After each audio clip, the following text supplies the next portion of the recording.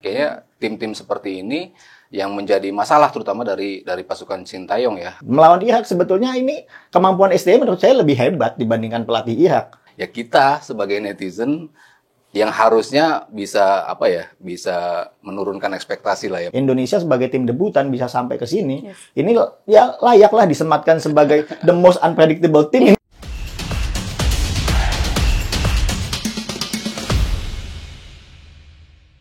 Hai teman nalar, welcome back to Tiki Taka, ngobrol bola pakai nalar. Hari ini bersama saya Noala Sisterina, ada Mas Sabto Haryo di sini, dan kalau biasanya ada Bung Toel, hari ini ada Mas Budi Setiawan di sini. Hai Mas Budi Setiawan. Halo Nola. Apa kabar? Baik. Mas Sabto baik? Baik saya. Baik, dan tentunya hari ini kita akan membahas pertandingan yang baru saja dilakukan oleh Indonesia tadi malam, Indonesia melawan Irak. Seperti apa? Mas Sabto dulu mungkin kita lihat sempat bagus di awal, tapi kayaknya tidak sebagus pada saat bertanding lawan Uzbekistan kayaknya. Gimana Mas Sabto? Iya, kalau saya ngeliatnya sih kombinasi antara satu kelelahan karena kita tampil cukup menyita ya dalam pertandingan melawan Korsel, lalu secara mentally ketika lawan Uzbek kita boleh dikatakan terpukul. Penampilannya nggak bisa keluar sama sekali, itu kombinasi salah satunya. Dan yang kedua, mungkin penerapan strategi dari Irak sendiri. Ketika di babak pertama kita main bagus, kita main rapat, kita main dengan tenang, bisa mengeluarkan bola dari tekanan. Tapi ketika di babak kedua, kayaknya Irak mengadopsi gaya dari apa yang dilakukan oleh Uzbekistan, yang tidak membiarkan kita megang bola lama-lama gitu ya. Kita 3 detik kehilangan bola. Kemarin mungkin kita masih punya 5 detik lah untuk megang bola, tapi pressing mereka membuat kita di babak kedua agak sulit gitu ya untuk bisa memaksimalkan apa yang biasa kita lakukan di pertandingan-pertandingan di mana kita bisa menguasai permainan, bisa menciptakan chance demi chance. Dan yang kemarin ya beberapa pemain mungkin tidak optimal ya, atau having a bad day sih. Jadi ya kombinasi lah dari semuanya membuat kita akhirnya harus takluk dari Irak. Kalau untuk Mas Budi gimana? Ya tentu faktor kelelahan udah pasti yang tadi disampaikan Sabto. Kita belum pernah terbiasa ikut dalam sebuah event turnamen yang panjang seperti ini. Kebiasaannya kita selalu gagal di penyisihan grup. Kemarin lolos ke 8 besar, semifinal, bahkan sekarang perebutan tempat ketiga, secara mental dan fisik sudah pasti kelelahan. Tapi sebetulnya menjadi sorotan buat saya itu ketika kita sudah leading 1-0, saya nggak tahu mindsetnya kenapa tidak segera dirubah oleh Coach Sintayong. Kenapa kita masih terus menyerang Irak setelah kita unggul 1-0? Akhirnya karena kita main open play, posisi imbang 1-1. Sebetulnya dengan kita sudah unggul 1-0, kenapa kita tidak menerapkan sebuah sistem yang berbeda? Mungkin itu hasilnya bisa menjadi berbeda juga, cuma kan kita nggak tahu. Tapi bahwa memang situasinya tidak baik, karena 90 menit kita tidak selesai, menuju perpanjangan waktu, semua pemain sudah habis, bahkan pergantian pemain yang dilakukan tidak memberikan dampak apapun. Jadi memang kalau kita lihat, walaupun tadi Mas Sabto bilang kan sebenarnya agak mengikuti cara Uzbekistan gitu ya. Tapi kalau secara ball possession sebenarnya kita lumayan besar kan ya Mas semalam. Cuman nggak ada big chance sama sekali ya. Ya unggul possession tapi kan bukan di area yang penting gitu kan. Dan kalau kita bertemu tim yang dengan sistem low block, itu agak susah juga kita untuk bisa ngebongkar pertahanan gitu kan. Selama ini ketika kita lawan Jordan, ketika lawan Korsel, itu kan tim-tim yang justru tampilnya lebih terbuka ya. Jadi kita punya celah-celah untuk bisa dimanfaatkan untuk melakukan pressing, untuk melakukan transisi dari bertahan ke menyerang. Tetapi lawan Uzbekistan dan juga lawan Irak, itu mereka betul-betul rapat dan juga disiplin dalam organisasi. Kayaknya tim-tim seperti ini yang menjadi masalah terutama dari pasukan Sintayong ya. Dia memang di turnamen kali ini baru menemukan starting 11 terbaik, baru menemukan skema yang enak untuk dimainkan. Tapi kan lawan-lawan yang berbeda akan butuh adjustment dari strategi itu. Ketika strateginya berubah, apa yang harus dilakukan? Nah itu kan mungkin kemarin sudah mentok ya. Dalam artian tadi kelelahan oleh pemain-pemain inti, terutama pemain-pemain kita yang datang dari luar, penampilannya luar biasa dan mereka sudah tampak kelelahan. Ketika ada pergantian tadi, Budi sempat bilang, gapnya memang kejauhan. Jadi impact yang dihadirkan oleh pemain cadangan tuh nggak bisa memberikan dampak yang mungkin diinginkan untuk menghadirkan perubahan. Sama sekali kita kayak seolah-olah stuck untuk membuat serangan gitu. Ya ada beberapa dari mungkin kesalahan operan pemain Irak kita bisa manfaatkan transisi, tapi ya pemanfaatannya itu yang kemarin tidak bisa optimal sehingga kita nggak bisa mencuri tambahan gol ya. Dan kalau kita lihat secara aliran-aliran bola juga nampaknya lebih bagus di beberapa match sebelumnya, gimana ya Mas Budi? Pastinya peak performance kita tertinggi itu ketika kita menang 4-1 lawan Jordan. Di lawan Korsel yaitu 80-90% kita masih ada dalam top level itu. Tapi semua berubah ketika melawan Uzbekistan yang memang stylenya hampir mirip sama Indonesia, gaya bermainnya, cuma mereka lebih kaya strategi, mereka lebih kaya variasi. Sehingga kalau dari sisi head coach-nya, duel strateginya memang dimenangkan oleh Uzbekistan pada kemarin. Melawan Irak sebetulnya ini kemampuan SDM menurut saya lebih hebat dibandingkan pelatih Irak. Tapi kualitas pemain, terutama Ali Jassim, ini sangat luar biasa, nggak bisa dihentikan. Dan kalau banyak orang menyalahkan misalnya gol kemenangan Irak karena Justin Hapner, ya menurut saya Hapner ini bukan profesional fault, udah kelelahan. Faktornya dia udah lelah, capek sekali. Baik secara mental maupun secara kualitas pertandingan. Hapner berapa kali memang ketinggalan. Kemarin kita mau hampir ke golan Hernando Eri, itu jaraknya hampir 5 meter, 10 meter. Untung ada Nathan di situ. Kalau nggak, udah bisa tambah gol lagi. Tapi faktor Hapner tidak bisa disalahkan. Karena dia memang kelelahan. Beda mungkin kalau misalnya Komang yang main. Mungkin akan lebih fit. Tapi kayaknya Coach Sintayong nggak berani mengambil resiko untuk Komang sebagai pemain inti.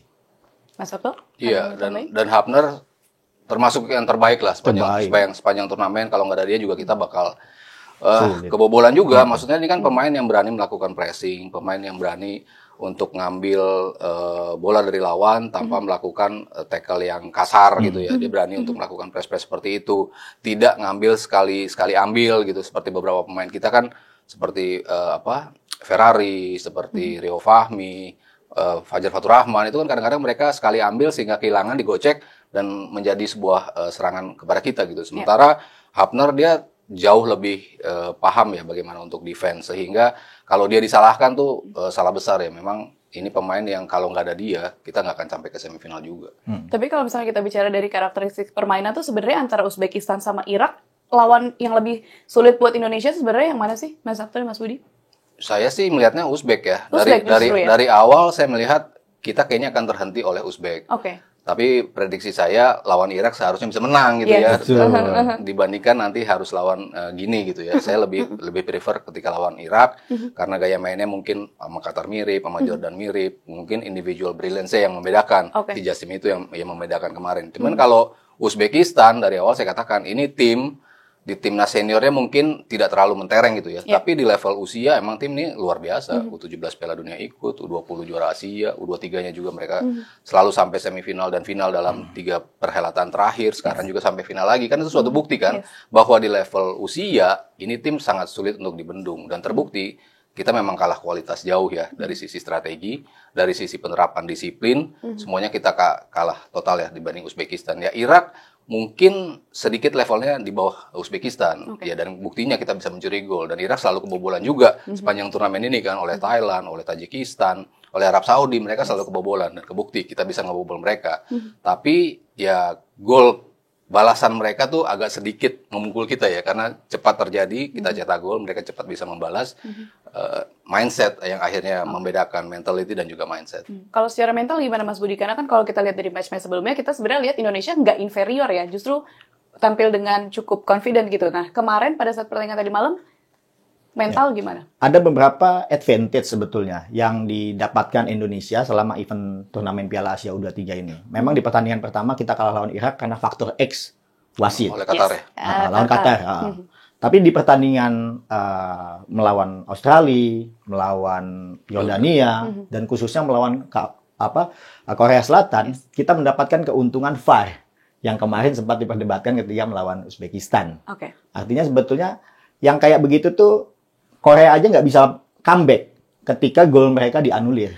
Dan Indonesia kemarin nggak bisa comeback juga melawan Uzbekistan. Dan melawan Irak kemarin, VAR hanya kepake sekali ya, Mas Sabto ya. Ketika gol dari balasan Irak ternyata memang fine, nggak jadi masalah. Tapi keunggulan masalah VAR itu udah nggak bisa didapat lagi nih oleh Indonesia. Dan ini memang 2 kali tercatat. Mungkin Indonesia ini yang paling banyak komplain soal wasit. Mungkin ini jadi catatan juga. Komplain di pertandingan pembuka dan pertandingan kemarin khususnya melawan Irak.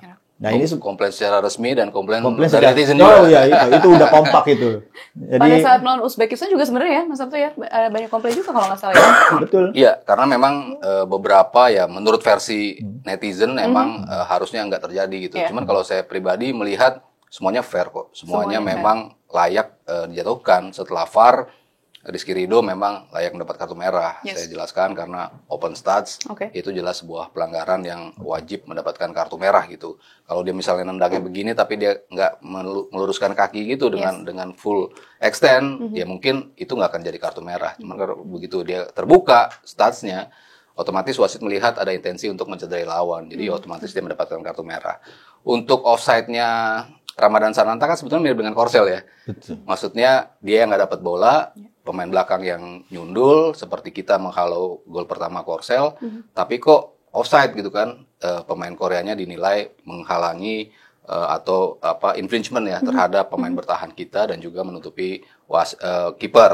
Nah itu yang terjadi pada Ramadan Sananta juga. Dia dianggap menutupi kiper dan juga melakukan infringement terhadap pemain belakang. Jadi posisinya menjadi offside ketika keputusan di atas lapangan, on-field review-nya mengatakan bahwa dia melakukan pelanggaran. Jadi memang offside itu memang stance dan saya rasa kalau wasit melihat hal tersebut sebagai sebuah infringement, ya memang itu offside. Jadi memang semuanya fair lah keputusan yang diambil oleh wasit.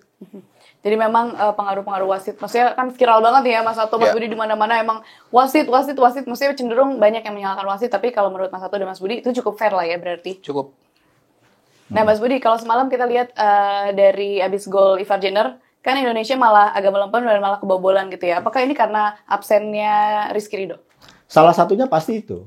Karena faktor Rizky Ridho nggak bisa dihilangkan. Faktornya penting. Dia bukan hanya sebagai pemain belakang, tapi dia adalah pemimpin di situ. Dia kapten tim ini. Jadi kehilangan Rizky Ridho dengan kemarin kita bisa menahan Irak sampai babak perpanjangan waktu itu udah sangat luar biasa. Harus kita apresiasi. Tapi mungkin situasinya akan menjadi beda kalau Rizky Ridho ada di situ. Tapi memang ini pertandingan event turnamen ini banyak faktor yang untuk kita bisa compete, ya salah satunya faktor mental sudah pasti, fisik pasti.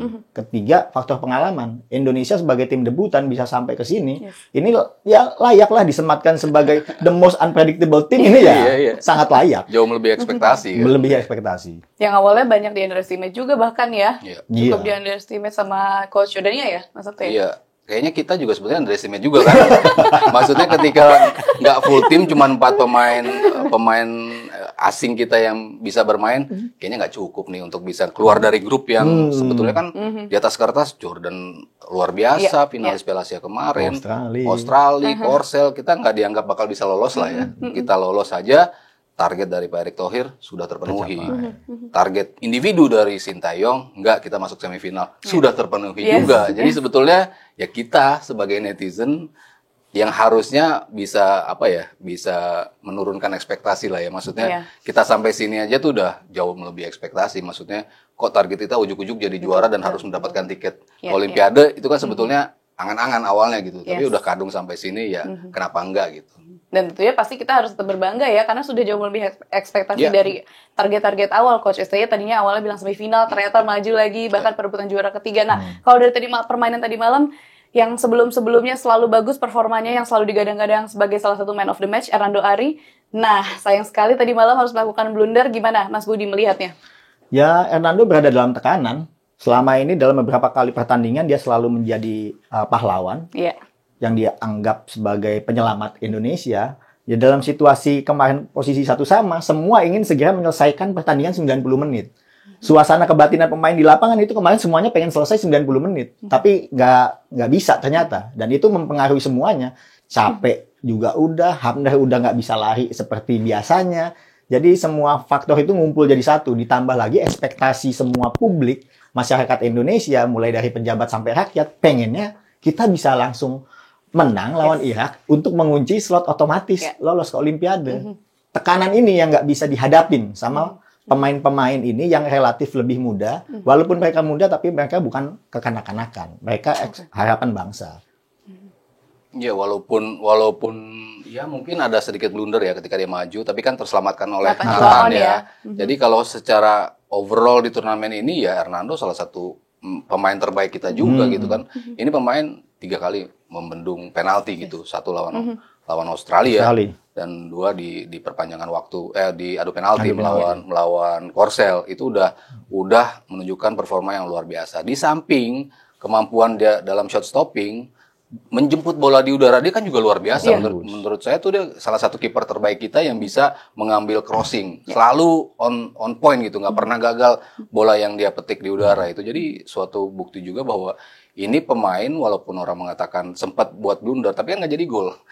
Yang apa keputusan dia untuk maju itu. Dan selebihnya ya dia menjadi pahlawan kita. Seperti juga Justin Hubner, nggak layak lah dikatakan sebagai pemain yang membuat kita akhirnya nggak bisa mendapatkan peringkat ketiga. Hubner, Hernando Ari ataupun Marcelino ya yang belakangan juga diserang juga karena Lagi dia nggak banyak terlalu diserang egois. ya. Tapi kita lupa ini orang kan sudah mencetak 3 gol Iya. juga kan, Yes. sudah menjadi pemain yang mengantarkan kita ke semifinal. Oke, nah kalau kita lihat dari starting line up tadi malam yang dipilih sama Coach STY, kita lihat ada perubahan sedikit ya, ada Kelly Schroyer di situ. Nah, menurut Mas Sabto, Mas Budi gimana pemilihan Kelly Schroyer? Yaitu pemilihan paling rasional.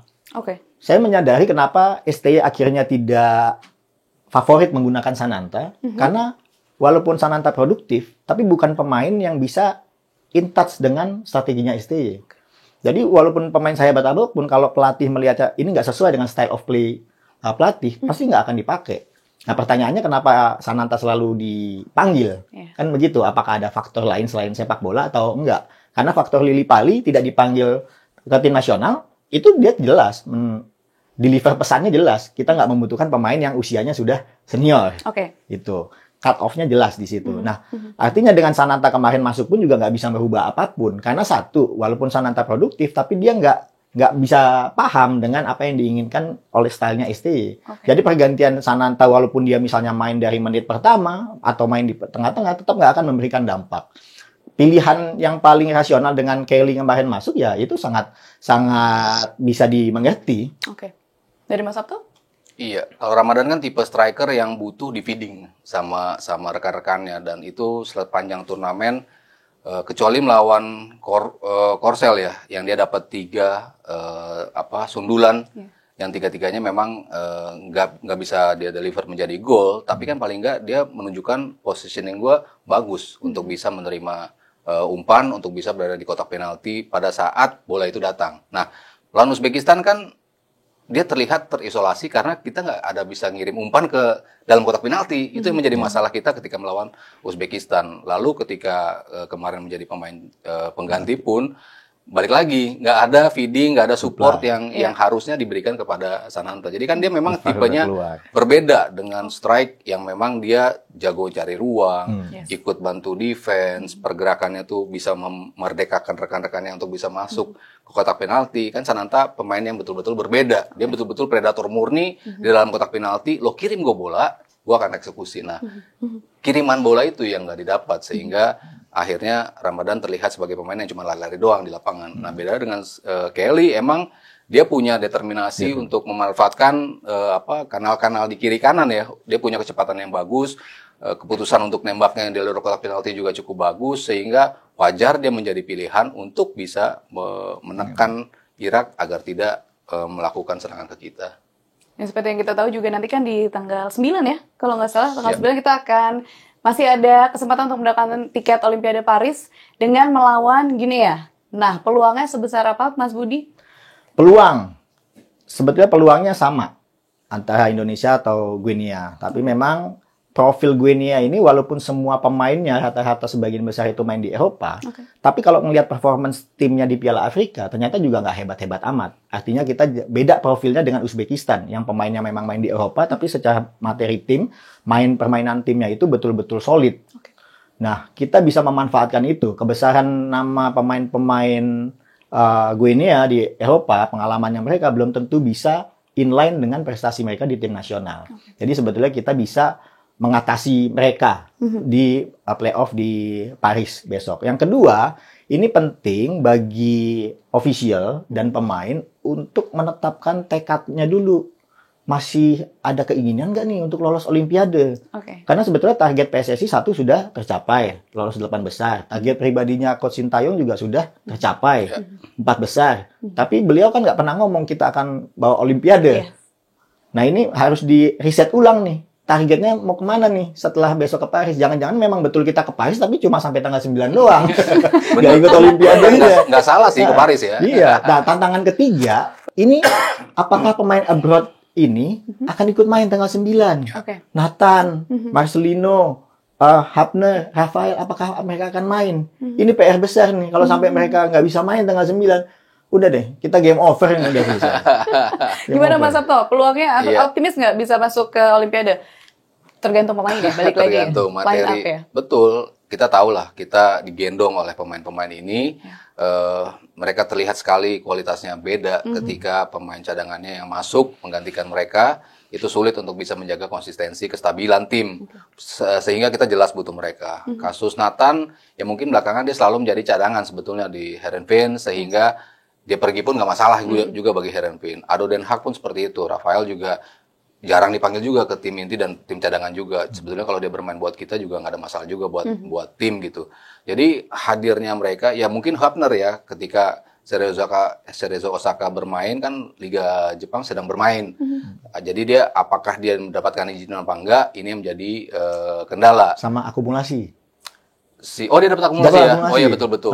Apakah itu diputihkan atau enggak tuh tanggal 9 kayaknya tuh? enggak sih, kayaknya Masih tetap berjalan. lanjut ya? Masih lanjut harusnya, karena ini kan rentetan dari kualifikasi itu. Lalu Jenner juga cadangan juga Ya. di apa yang Utrecht gitu. Jadi sebetulnya untuk mereka nggak bisa datang pun kayaknya kemungkinannya kecil ya. Harusnya mereka bisa tetap bermain untuk kita. Iya. Sehingga nanti misalnya Elkan juga masuk, itu additional player yang juga akan memberikan kestabilan juga kita di lini belakang. Jadi kalau mereka bermain, ya mungkin tadi Budi sempat bilang, ada sih kans bagi kita. Karena kita tahu Gine itu tim yang secara individual emang penampilan individualnya luar biasa. Tapi collectively sebagai tim masih banyak celah yang bisa kita manfaatkan. Kita di Piala Asia kali ini kan 16 tim. Sementara di Piala Afrika itu cuma 8 tim. Jadi mereka tingkat keempat dari 8 tim gitu. Sementara kita kan dari 16 tim. Sehingga kalau kita bicara kualitas secara menyeluruh, ya harusnya kita bisa meladeni mereka lah ya. Paling enggak kalau mereka tampil individual bagus kan kita lebih gampang untuk bisa menjaga mereka secara individu. Sementara kalau mereka tampil kolektifnya yang bagus seperti Uzbekistan, akan sangat kesulitan gitu. Nah, ini yang lubang-lubang yang harusnya bisa dimanfaatkan asalkan mindset kita harus sama ketika kita lawan Korea Selatan ya. Dari sisi mentality kita harus tampil seperti itu. Terakhir Mas Sabto, Mas Budi, taktik apa yang harus dilakukan STI untuk menghadapi Gini ya? Megang bola sih yang pasti. Pasti kita megang bola, build possession dari bawah, terus meng-create chance, karena ini tim yang dilawan bukan biasa main low block seperti tim-tim Eropa, seperti Uzbekistan kemarin, seperti Irak kemarin juga sempat main low block juga. Kita sulit kalau bisa membongkar pertahanan ketika mereka tampil solid sebagai defense. Ini tim yang lebih terbuka. Mungkin duel-duel udaranya akan lebih sulit, karena mereka punya postur yang bagus, aerial presence yang bagus, duel di bawahnya pun mereka bagus karena postur mereka dan agility yang bagus. Itu yang harus kita hindari justru. Bagaimana kita mendapatkan ruang-ruang kosong, umpan-umpan terobosan, one two, manfaatkan kecepatan kita, itu yang harus kita mulai dari awal. Mas Budi? Ya, kita harus bisa memancing pemain Guinea ini untuk bermain terbuka.